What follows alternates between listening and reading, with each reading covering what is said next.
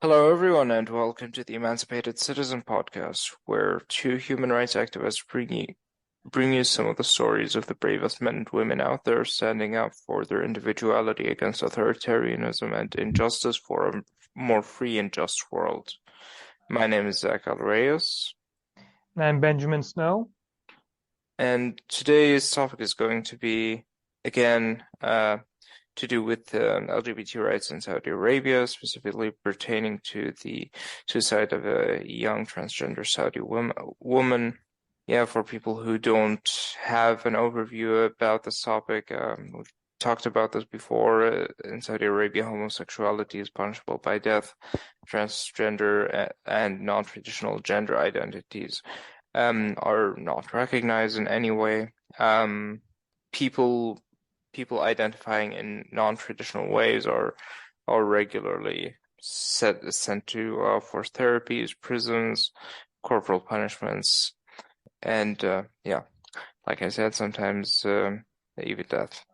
So let me introduce you to our one guest today, Dawn. I've worked with her in the Saudi Diaspora Association. Um, and she has been lately active about drawing attention to Eden's case, her recent death, and yeah, what brought things to this point. And she's been organizing and coordinating protests in Dublin and helping with events going on in London regarding those. Dawn, would you like to, yeah, just quickly say something about yourself and tell us about the effort that you've been making lately, or yeah, the kind of activities that you have been doing with the with your group of people. Well, my name is Robin, and lately I've been in contact with many organizations, Trans and Intersex Pride Dublin, TENI Dublin, a lot of different organizations that are concerned with LGBTQ, especially transgender rights. Also with People Before Profit. They actually helped a lot with organizing the last protest. Um, it was a very shocking thing. Like, I remember it was one day after her suicide note was published, and I saw one girl commenting on one page, I can't believe she is gone. And then I go to that comment, and then it takes me to another page, into Eden's page, and then I see her suicide note, and I get confused, and I was like, that was too soon. Like, I told her, and it was so shocking, and it was just less than 24 hours, and it already had around 30 million views. And then I started reading, and I just started crying because what's first, I was shocked that she was going through all of that, and then it just all happened so quickly, and nobody like was able to catch it, to read the signs, or like I had all of these kind of mixed up feelings about it in the beginning. So I was shocked, I was sad, and when I started to read, I actually was angry because what's happened to her was exactly the same lies and the same manipulation that happened to me, the same exact tactics that happened to other Saudi dissidents and refugees or asylum seekers or just people who are trying to run away. It's like an abuse mechanism that the Saudi regime has been using for a very long time, which is isolate the victim, make them believe that they're criminals, use anything they know or don't know, anything they have, anything you could imagine, even if it's ridiculous. But when you like think about it, like we are Saudi Arabian, we come from a very over authoritative state. People don't trust authority. Even when they know they ran away to Europe because they wanted to get freedom, they wanted to get safety, or to America, but like it's hard to actually believe that you are safe and that authority is going to protect you or do the logical or reasonable or humane thing, because the authority we're used to is very brutal. We're used to brutality, to police brutality. So um, she was put in a position in which she's made to believe she's a criminal because her visa has expired, that she was like simply that like she was completely dependent on Badr al-Umair, who was the ambassador in the Saudi embassy, in who was responsible on bringing her back, and he he put her in this position in which she felt she had no other option, that it was either him, and the complete dependence on this person was obviously trying to make her believe that she's not who she is, that she has to fake who she is, that she has to just pretend to be a man because other transgender women in Saudi Arabia who are from famous families also fake it. It's just awful. And it's the thing is, it's people don't understand how it could work, but it does, because this is tailored exactly on the victims. Every little thing that she might know or might not know can and will be used against her with this regime. Yeah. Yeah, and yeah, those luring strategies are something that I've heard about like an unbelievable amount of times, right? I've had close friends from Saudi Arabia um tell me about reports of family members being sick, dying, being Mhm. told, begged, to go back to Saudi Arabia for this reason or that. Um, a lot of the stories, like when you look at them together, are remarkably similar. The story with Suhail and the luring that happened back then, and what's still happening to refugees that I know here in Germany. You said you also experienced the same thing, being contacted by the Saudis, being made to, or them Oh, trying it's to make you much believe worse. that you're a criminal They for don't, being. they don't I'm sorry. They don't contact you. They don't contact you immediately.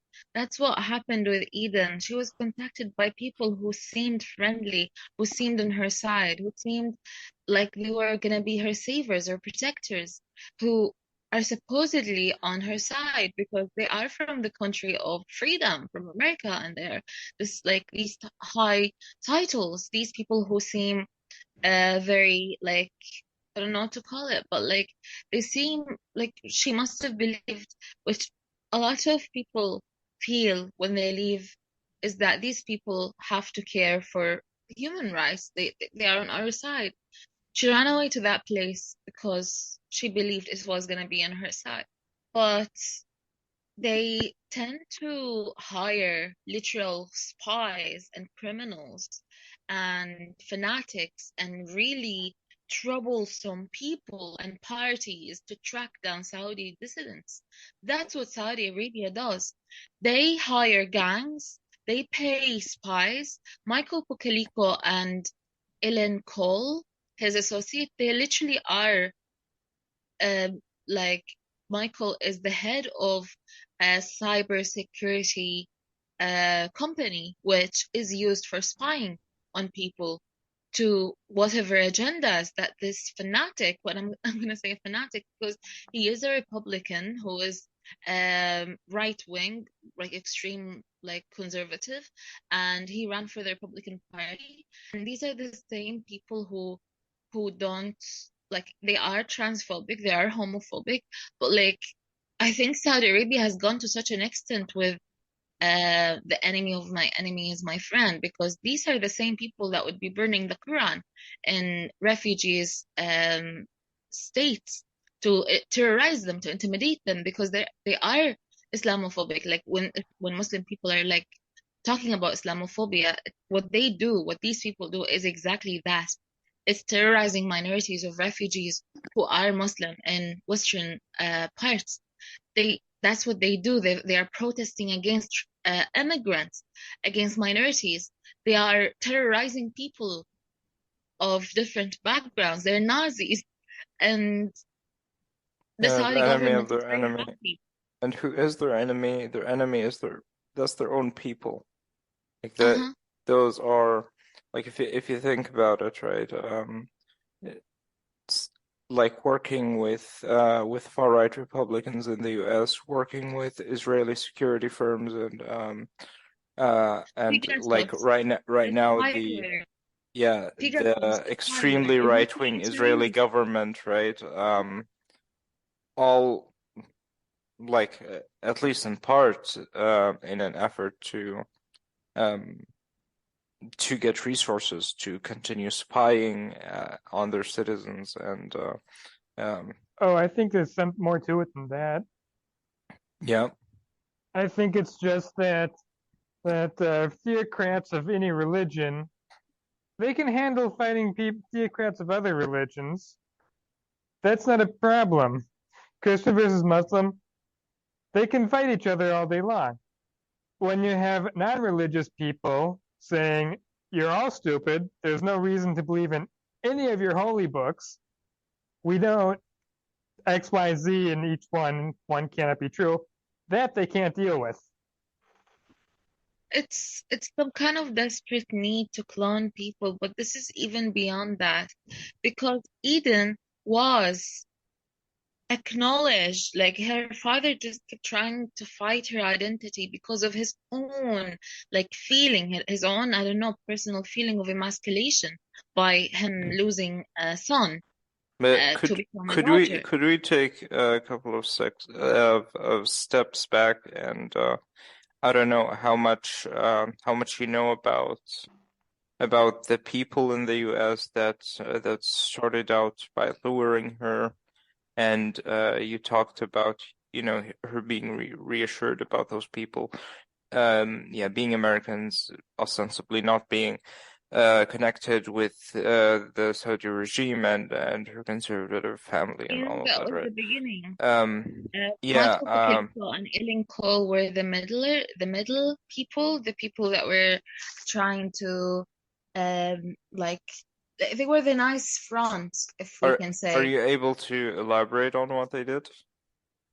What they did is that they promised Eden that she was going to, be taken care of, all her needs are gonna be taken care of.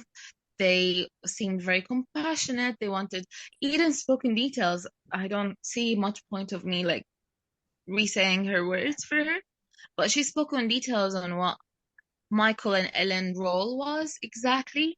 But the thing is, they played as a front to mislead Eden into speaking with a lawyer from the Saudi embassy, a very dangerous character whose name has come up a few times before, and in situations, which is I think is very, very cynical, in which in these situations, Saudi criminals who literally are accused of things as serious as rape and as murder and like a lot of really, really nasty things. And this same person is responsible for trafficking them, like getting them out of prison and sending them back to Saudi Arabia to get out of justice, to get away from with murder, basically. And the victims of these people have never gotten justice, and it's just really disheartening to see that America doesn't seem to care about what's going on. And Biden has just given immunity to Mohammed bin Salman after like all of this, what is happening in America, which this government is responsible for. I don't understand why the American government does not care for people of America. Why is it okay for someone like Michael Bukiliko and Ellen Cole to just run their cybersecurity spy business with dictatorship regimes such as Saudi Arabia freely under the American government knows. How is that possible? Well, I do have one idea about what can be done about it. Yeah. If somebody were to start putting up posters with pictures of what's this lawyer's name? The Saudi lawyer is Badr al-Umar.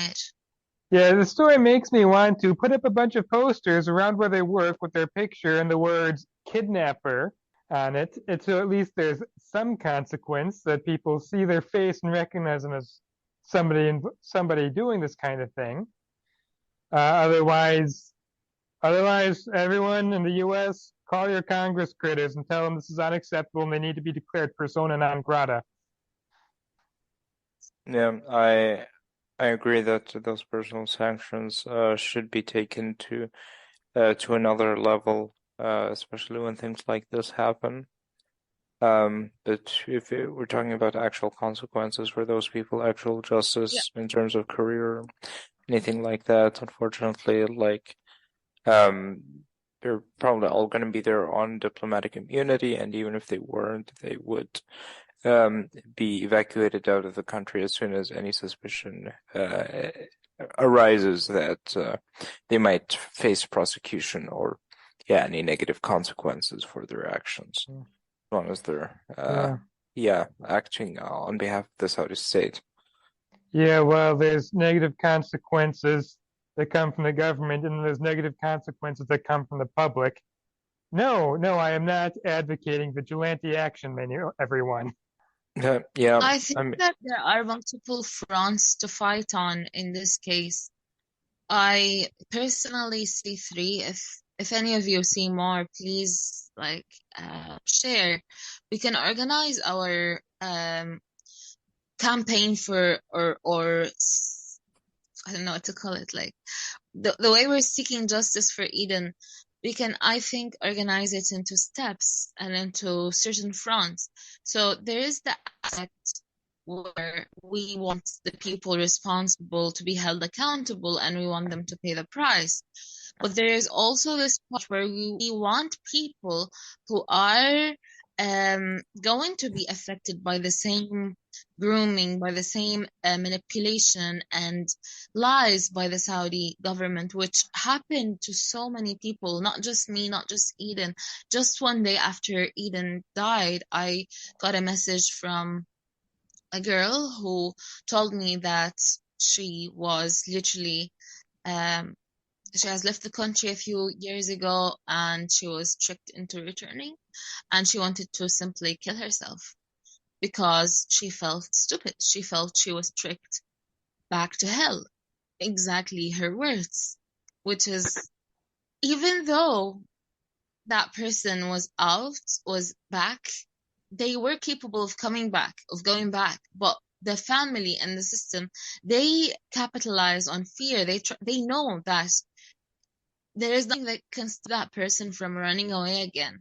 So they try to play with what they know, with their fears, to make sure that they don't even try, that they're too scared to do it. They do things like convincing refugees that the law is against them, the authority is simply gonna just torture them, that there is this thing going on where this law where they have to be sent to prison for I don't know how long because they did this. They make them believe that they're criminals. It's so pathetic out of that government because they are the criminals. Like the amount of shit that they do, it's so ridiculous that they even dare to use young people's insecurities against them. For what? You know? Yeah, I would like to hear more about if you have any points to elaborate on. Sorry? Zach, there is the two men in 2018, Abdullah al-Hurayri and Sultan al-Sahimi. These two men in 2018 have killed Rikon Moore, and they were literally sent back to Saudi Arabia out of prison. They were literally harbored by the same embassy that kidnapped Eden. I believe that we have to emphasize on this point, on that, and also on the fact that Eden has literally went by the law of Saudi Arabia. She has not broken any Saudi law while she was in Saudi Arabia. When she was in Saudi Arabia, her father believed that she was sick and he wanted to cure her from being transgender. And he sends her to a psychiatrist who eventually tells her that there's nothing wrong with her, that she's not ill, that there is no cure for her condition, that the only solution is to either transition and become in the body that her identity, her gender, like that she belongs to in her identity, or that she has to take antidepressants and stay in Saudi Arabia and just fake it. That was the options. These were the options given to Eden in Saudi formal institution. She was told, you have gender dysphoria, you're not ill, you are transgender. And she just went along with what she was being advised. This girl was very young and she did everything based on what she had to run away from the situation the life her father has created, which is very judgmental and very brutal, which she spoke about him many times, about how she was scared of him, about how she was feeling unsafe because of him. She couldn't even talk about anything. She couldn't say who she was. She couldn't say where she comes from. She was scared Yeah, it is. constantly.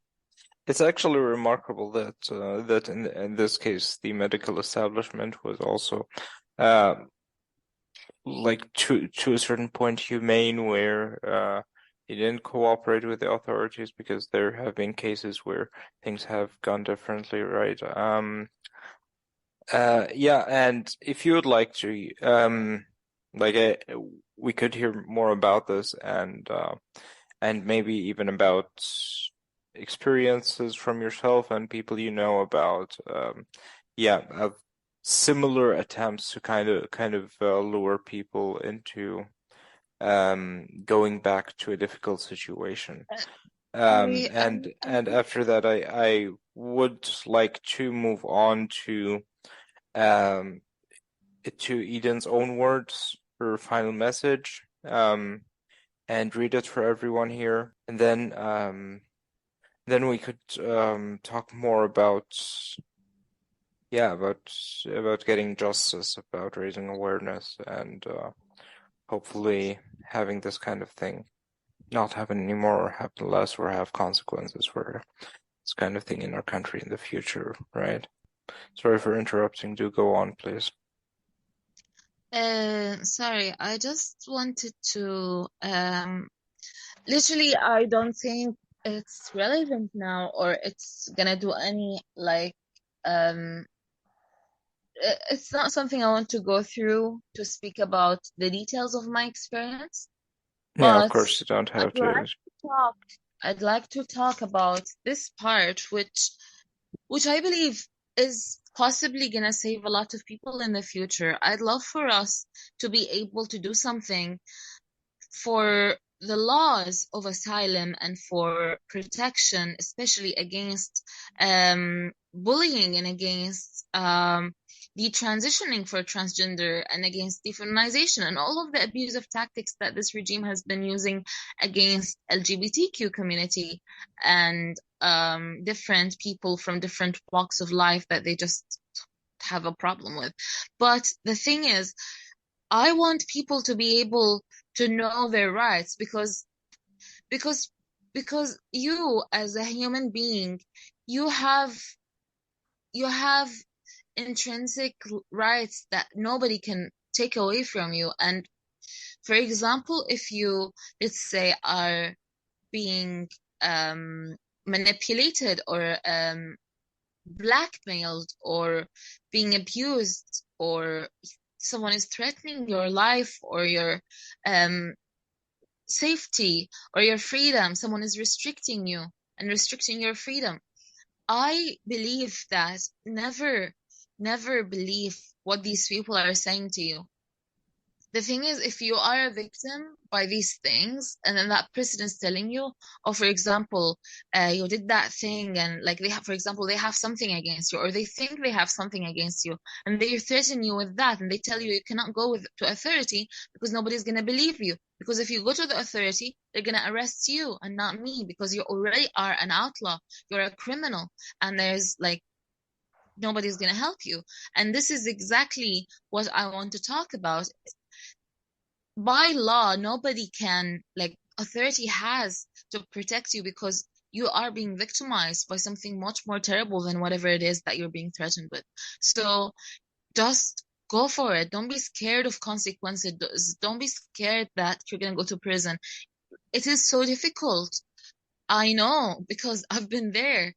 But that moment when someone gives you that choice, when an abuser tells you it's either my abuse or a worse abuse, believe that what they're saying is worse is better, at least.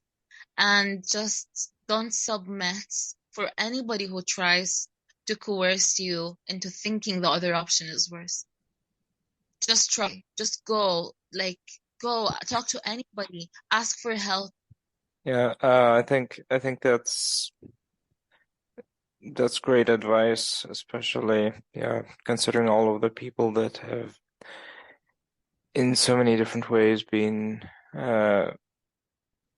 lured into making a terrible mistake and have lost their freedom to move about, to travel, to express themselves honestly. So I think the more we speak about those experiences and the horrible way that it can actually go as difficult as it is, because I know as it is a lot of people who do flee the country are kind of haunted by this, have nightmares, have you know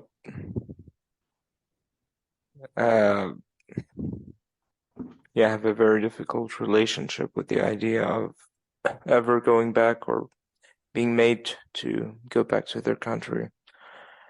So yeah, seeking help, not taking their words so seriously, all of that is incredibly important advice. And since this episode was like in memorial and memory of Eden, I think it is only appropriate that we read her final words here, and let her have a word here and to share her perspective. Final message. Hi. If you're reading this, I've already killed myself. I've given life every opportunity. I've given myself every chance to get better. But I couldn't do it. I wasn't strong enough. I don't think there was a universe where I was ever strong enough to survive this. Why? Sometime in summer, I was contacted by Michael Pokaliko, a cybersecurity guy, through an IRL friend who claimed he was a fixer and wanted to fix the issues between me and my parents. I thought this was impossible.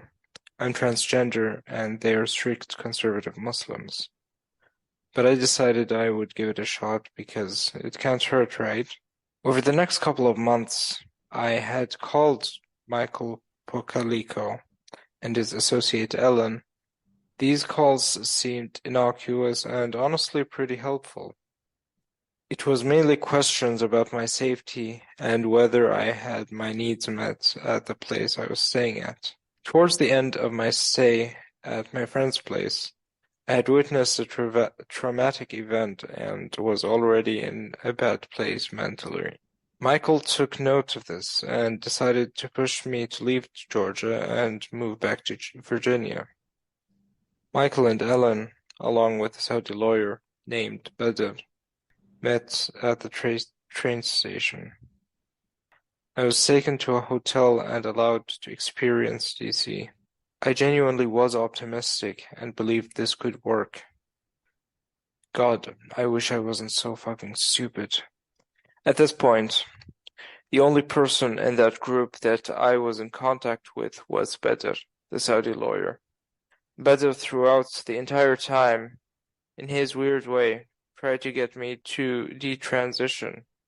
First, he pampered me. He got me an apartment temporarily. He took me out to eat. He took me to therapists. But over time, the more conversations I had with him in person, the more I realized he was trying to do something. He tried to get me to be normal. He gave me examples of feminine men and said that they are transgender, but they are hiding it. That it's better to hide it. Told me stories personally about people he knew that successfully hid it. Repeated constantly that I can just hold two lives, female me and male me. Constantly said I looked like a man. Always talked down on my appearance. Bought me masculine clothing and tried to throw away all my feminine clothing. At every step of the way, he tried to detransition me. I had a breakdown over this and bombarded Michael, Pokaliko, and Ellen with texts about what was happening. They did not respond. I did not realize fast enough what was happening because I'm fucking stupid. At a certain point, I realized I was entirely dependent on Badr for food and shelter, and that if I ran away, he could easily find my location. And since I was illegal, I would have just been deported to Saudi. I subconsciously gave up. I was too tired. I did everything he asked. I cut my hair. I stopped taking estrogen. I changed my wardrobe. I met my dad. And then I had another breakdown. My mom kept telling me to repent or I was going to hell. And I did. I repented. I believed I was going to hell so much that I read the entire Quran from front to back in a couple of days. Crying the entire fucking time about what a disgusting thing I am. And I didn't sleep. I repented. And I was broken. Badr then booked a flight back to Saudi. And I came back. The first month was fine. Okay, even. I was on the edge the entire time, but I was treated like I was going to run at any second by my family. Then came the second month. At this point, I was subjected to daily searches of my belongings. My mom searched all of my electronics whenever she got the chance. I was berated for being a freak when my mom found my private photos. My dad called me a failure and an abomination. I was told that Michael, Ellen, and Badr were actually all specifically hired to get me back. There was no escape from my situation. I was destroyed, but I wanted to keep going. After the first time they found my HRT, it was traumatizing, but I didn't want to stop.